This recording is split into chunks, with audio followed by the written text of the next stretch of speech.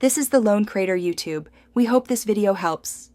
You start by confirming the exact process file name and the priority you want. That avoids hunting later. Next, create a short PowerShell script that locates the process by name and assigns process. Priority class to above normal or your choice. Once done, test the script manually so you see it change priority immediately. Make sure Task Scheduler can run scripts by confirming execution policy or signing. This prevents the task from silently failing when you schedule it to run automatically. Now you create the scheduled task that makes the change permanent across sessions. Open Task Scheduler and choose Create Task.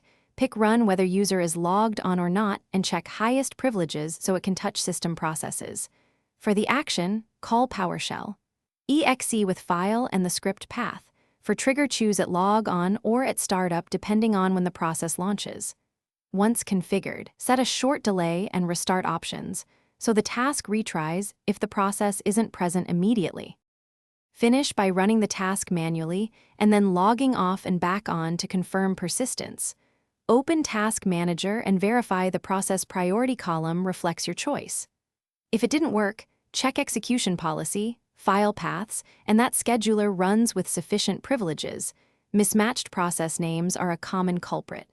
As a practical fallback, create a shortcut or wrapper that launches the application with a priority flag, so the app always starts at the desired priority when the scheduled. Thanks for watching. Consider subscribing if we helped you.